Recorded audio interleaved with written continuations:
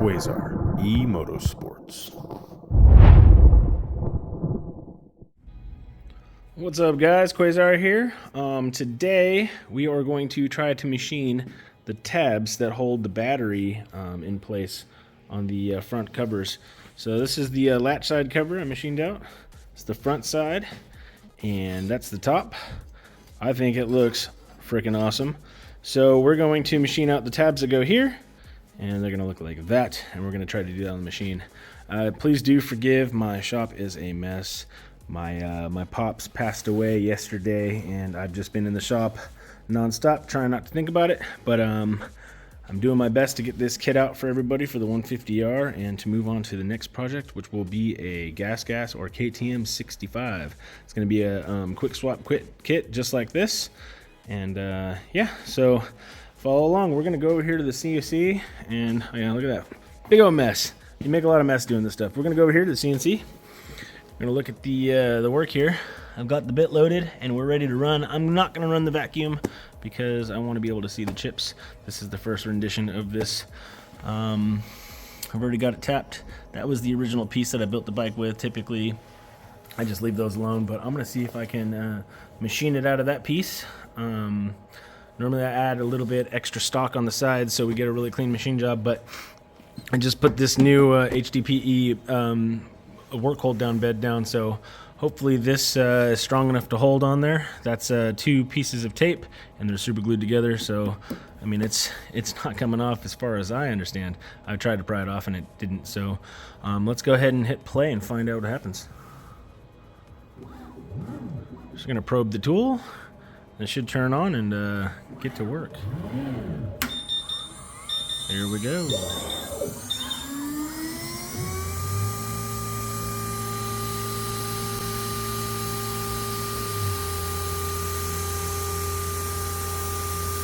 Alright, it's doing a ramp down, so we're not touching material quite yet.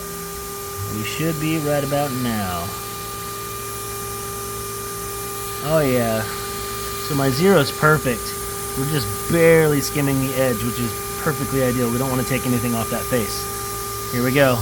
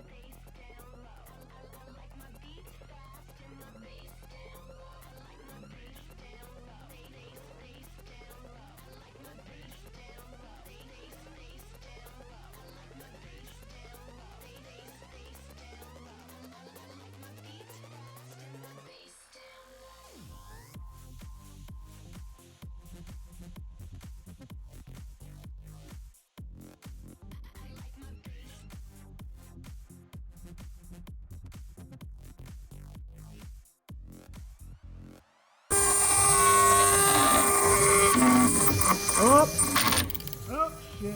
There it goes.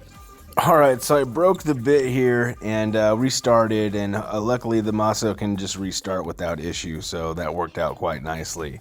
I'm really happy about this machine because you can do stuff like this. If you break a bit, then you can start over from the spot that you were at last. It's pretty sweet.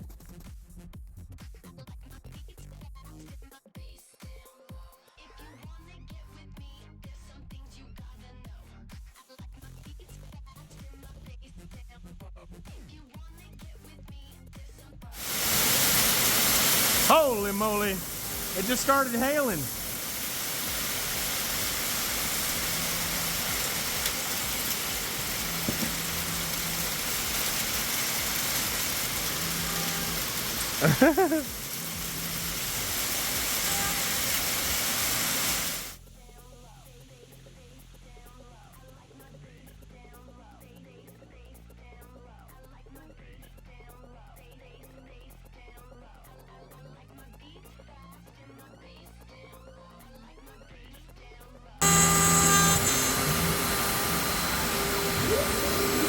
that will be all, folks. So that restart when I broke the bit, it did leave a little issue there. Looks like we didn't go deep enough on this either because the tape must be just a tiny bit thicker, but I'll be able to pull that out with a blade. I'm gonna have to take a die grinder to save this piece. I may or may not just do it again. We'll see. All in all, came out pretty nice. Alright, so I went ahead and took my die grinder and fixed that little lip there. Also, I did not put a chamfer on this. I'm going to on the next ones. This is okay on this one. I just need to add that to the file, but all in all, that little part came out rather nice. It's got a sweet little taper on there, so it looks good. Yep, and all up next to these, this will go like this right here, and that'll be what grabs the battery, so it's gonna look pretty sweet. Okay, cool. So on to the next one. We're gonna go ahead and design the shorter one. On the battery hatch side, right here on this piece, you'll notice you have the 3 holes. That's for one of these. We have 3 of those total on each of these kits, and we have a small one that has to go in between the plugs on the battery. So we're gonna go ahead and design that small one, and then we'll get that on the mill.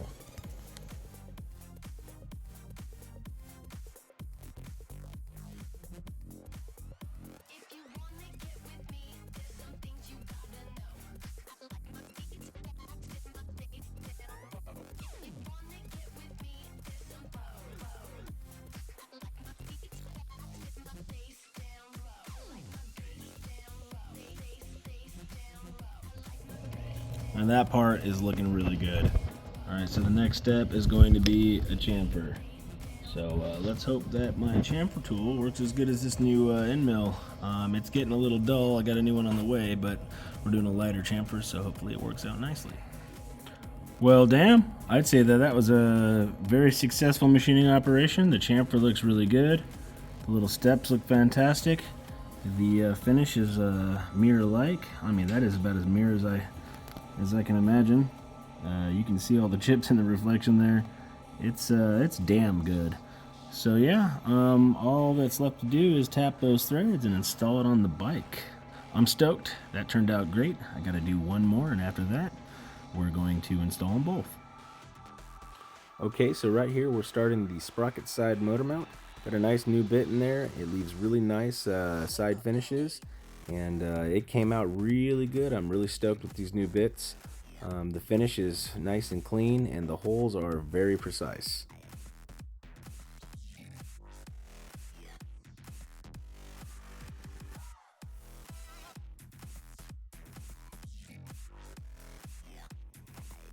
We're doing a nice little facing operation here with our new Datron 20mm bit. This is the king of facing mills for CNC routers. From what I hear, it leaves the best finish possible, and the proof is in the pudding once we get to see what this looks like when it's done.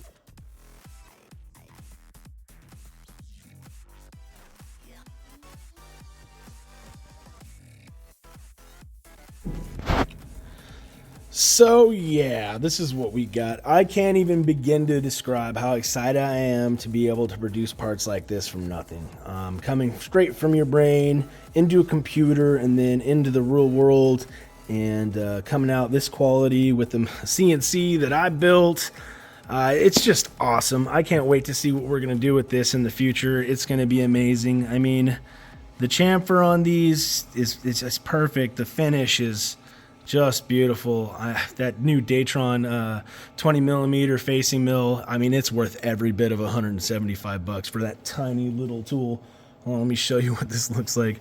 This thing it's tiny. I mean, and to pay that kind of money for something that's this big is just kind of ridiculous, you know, but when you see what it does, it's night and day from what I was getting before. I did get a good finish with one of those Amanas. They're like $35. It was really good, but I could not replicate that a second time. And I went vertical with this just because I think that the look would be better. We did a climb milling job on this to make sure that we can get the best finish. We threw a little bit of WD-40 on there. And yeah, that surface finish is just fantastic. The chamfer came out really good. I love the design. This is going to look so good on the bike. I cannot wait to put it on. We're going to go ahead and do the other side, and then we will be pretty much done with this kit. So I really am excited to get more stuff going. I can't wait to do other kits for other bikes. We'll be doing a KTM 65 next. It's going to be awesome. And also I'm going to start exploring carbon fiber. I have already got some 5mm sheets. I plan on using this on the 65. This has got a plastic cover on it, but when we peel this thing back, the finish, one second, the finish of this carbon is just, I mean, let me get that to focus. It's beautiful. So, I mean, I figure if we did the battery hold down the side plates out of carbon, 5mm thick, which is a little thicker than this aluminum that we're using, which is 4.7mm thick. But if we could do that in carbon, it'd really add to the look of the bike. It'll look really freaking cool. Let's go over here to the bike and have a look, see what we got so far. Yeah, so I mean, this is just looking wicked awesome. Again, the finish is not insanely good.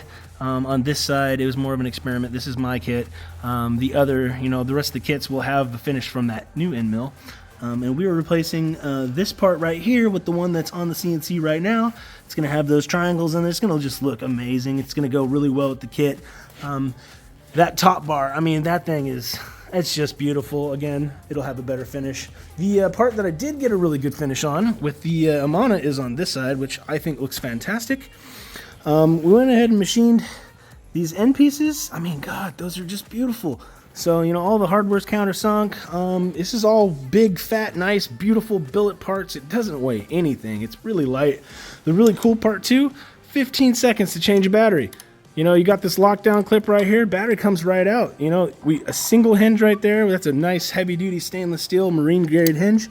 There's not going to be any forces on this battery. This pulls it down and holds it into the side. So you just put it on like this and lock it down, and then boom, it's locked. It cannot come undone. Yeah, so we got a nice little lockdown over here. And then if we come to the front, I mean, it just looks really cool. We put that tank on there too. It just awesome looking kit. This is all CNC'd. I went from 1/4 inch to 3/16 because we don't need that. We did all the blocks underneath on the CNC, which looks really cool. We did this on the CNC, these hold down blocks. Yeah, I mean, the concept is there. I think it came out really good. I can't wait to get some finished parts on this bike. We will be going to ENC over there at Electroland. We're going to meet up with Voltron Watts. He's a really cool guy. Hopefully we can take this bike up there and get some exposure there and meet up with the guys, go take some rides. I should have the Noisy Cricket for this hopefully tomorrow so we can get this thing going. Let me go ahead and put the gas tank on so you can kind of see how this all works out. All right, so get the gas tank on there. I custom machined a custom gas cap and the power button's right there. It's an inset, so you're not going to accidentally hit it. I thought that'd just be a really cool place to put the power button. No changes to the frame are necessary in the 150R for this kit to work. There is one small detail that you will have to do if you buy this kit from us. This part of the shroud, you just cut the bottom off. That way the battery can slide out and clear it.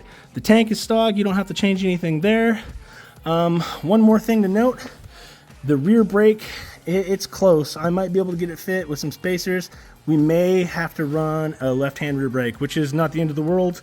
And it's worth it to have this kit. Again, 15 seconds to swap that battery. You cannot beat that. But we may have to run, maybe an aftermarket brake could work. But worst case scenario, I could bend these. I could really easily bend that to the right profile, but I want to make this a bolt-on kit so you guys don't have to do that. So another option I was thinking about was, buying these and then selling them pre-bent, modified for this kit on the website, or maybe even including them. I'm going to aim for this kit to be around $4,500. And the reason why, again, it's all billet machine. I mean, it's a badass kit. This isn't just your typical, buy it from China, or maybe there are other manufacturers out there that do make some kits, but this is you're not your typical kit. This is a lot of engineering's gone into this. You guys watch the videos. I've done a lot for this. I'm machining all this in-house. I figure it'll take me a solid day to build one of these kits on the CNC once I've got it all dialed. There's a lot of work and engineering that's gone into this to make this work right. So, I mean, you're definitely getting what you pay for here. And again, who can swap a battery in 15 seconds. That's gonna be rad. But yeah, apart from that, I think we're gonna have to put this bike on hold. We are going to start this KTM 65 here. It's a gas, I believe, which is the same thing as KTM. We're gonna do basically the same style kit for this bike. Say hello to the neighbor's dog. This is Charlie. Charlie, that's the neighbor's dog. She's a sweetheart. So we're basically gonna do the same style kit as we did on the 150R on the 65. It's gonna be pretty sweet. We are going to dabble with the carbon, and we're going to change those side covers, which are going to be a custom size for this bike. We're going to do it in carbon. Hopefully I don't mess it up, because those carbon sheets are $60 a piece. So I don't get any redos. I'll try it in wood first and see how that goes. Hopefully that goes well. But yeah, we're going to do exactly the same thing, and then I will take it from a dream to a reality right here on this little laptop. You know, before we did the motor mount we just had, we did it in wood, just made sure it was, you know, the right dimensions. And when you set this on the motor, this is really cool. I actually have one over here. Well, actually, hold on, grab this. Come over here to the motor. I got the bottom one on this motor right now. So come over here. Let me take this bolt out right here. We come over here. We set this thing on here. I can see that all the holes line up perfectly. This hole for the vent is in the right place. We don't have any big gaps in between the motor. It just came out really good. And a really crazy thing, I did not know Fusion 360 could do this. And I came up with a way to do it the best I could. So what I did, this is gonna blow your guys' minds. So what I did is I took a photo of my form, okay? And then I put a ruler up top of it. And then with the ruler up there, you can see you've got 1 millimeter to 300 millimeters. And so I uploaded this photo into Fusion 360, and I scaled it by using the ruler. So the ruler in the photo measured 300 millimeters across in Fusion 360. And what that did is scaled this part exactly to the right size. So when I added this into Fusion 360, I traced over with shapes onto my part, and I scaled it with the ruler, and the CAD design, when I cut it in wood, came out nearly exact. I had to move a couple things just a tiny bit, you know, a couple holes, because these holes are very sensitive. They have to be perfectly on center. And if you look at that, let's see, let me get this centered, hold on. If you look at it, once I get it centered, you can see that, I mean, it is dead nuts, man. This hole here, I did make smaller. We just don't need that big of a space for that lower bolt. I raised the top by a couple millimeters, and then I tightened it up in here just a tiny bit, and we took that corner off. But if you, as you can see, I mean, that is a dead trace, and that was with minimal effort. So I'm thinking that as I develop bikes, I can just stick with my old style and make my little epoxy board forms for future use, and then maybe put it into wood just for fun to make sure everything fits perfectly and I can adjust it. I'm not wasting aluminum by doing that. And then we go to aluminum right after we've got a perfectly working wood form, which I think will make things way more streamlined, a lot faster, and a lot easier to do. And it's just kind of mind-blowing that this program can really scale things so accurately, which is, I mean, that's godsend for me, especially because I have to develop everything from scratch every time for every bike. It's fun, but it's not fun at the same time, you know? And then if I do it with wood, I don't end up with stuff like this. As you can see, that would have been a part, but I broke the bit and I lost my place, so I couldn't come back and machine it again. So that is scrap. Yeah, but you know, when you prototype with metal, it gets expensive, so I'm not going to be doing that anymore. When we built those battery tab holders, those nice little machined trapezoid looking things, went from a solid billet. So now you guys understand why I took solid billets and thick pieces of aluminum when I designed the kit, and why it looks so funky and chunky is because I had planned to trim these things down to a machined part that just looks awesome. So let's go back over here and I'll show you exactly what I'm talking about. That part right there, I mean, that thing, that's beautiful. It was that. So you can go from something that's butt ugly and doesn't look very good, but it's functional, to a part that is beautiful, it's thinned out in all the right areas, and just the CNC work looks fantastic. Yeah, so that's why we did it the way we did it. And I figured too, with this bottom plate, I was going to go with a 1/4 inch, which is way more expensive than a 3/16 aluminum, and a lot heavier too, because the way that we mounted the bottom plate on there with this bracket, this is I think it's a 9mm thick. This is a really thick bracket, and then the back of the battery tray is actually mounted to the motor, which is mounted to this plate, which is mounted to the frame. We don't need a 1/4 inch thick aluminum plate. So that's going to make the kit a little bit more affordable and make everything go a lot easier. So yeah, the only other thing that is going to be a pain in the butt is all these little spacers, which I already have. I already got the right sizes, but I'm going to have to make those by hand because there are certain diameters and it's not something you can just buy. Another thing too is the spacer in the back right here. That's aluminum on this bike. In the kit, I'm going to make them out of Durlin. There's no point in having an aluminum spacer, but it's expensive. It's hard to machine. It takes a lot of time. I can make that in 1/4 of the time out of Durlin, and Durlin is literally just as strong.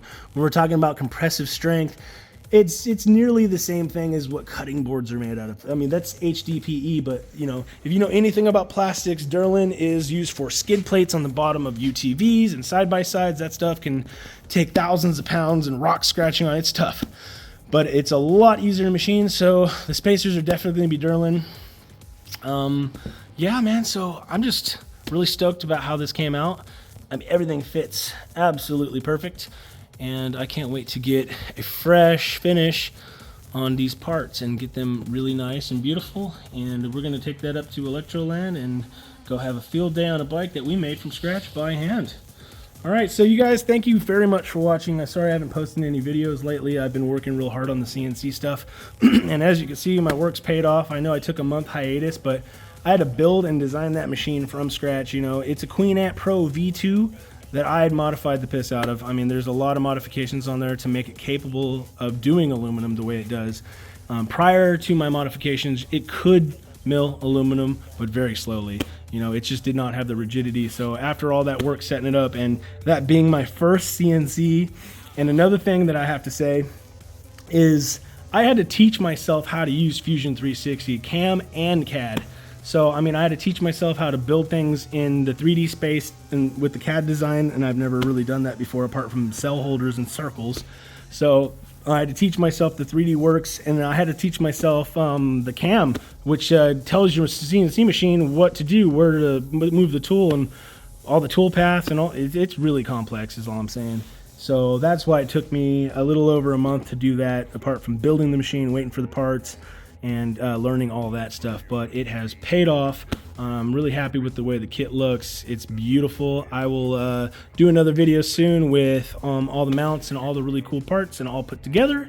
And you guys go ahead and wait for that video at Electroland with Voltron Watts. That's going to be a good one. That guy looks really cool, man. He sounds really cool. I love the things he says. He's funny. His content is really good, and I think it would be a really great collaboration between the three of us. You know, just to get out there and get some ride time. You know, we're busy working. Austin over there at Electro & Co. He's one of the busiest guys I know. You know, he's just like me, busy, busy, busy. And we don't get a lot of free time. So we're all going to get together and have a blast, make a day of it, and it's going to be awesome. So anyhow, if you like what you saw in this video, please like and subscribe to the channel, and I will see you later.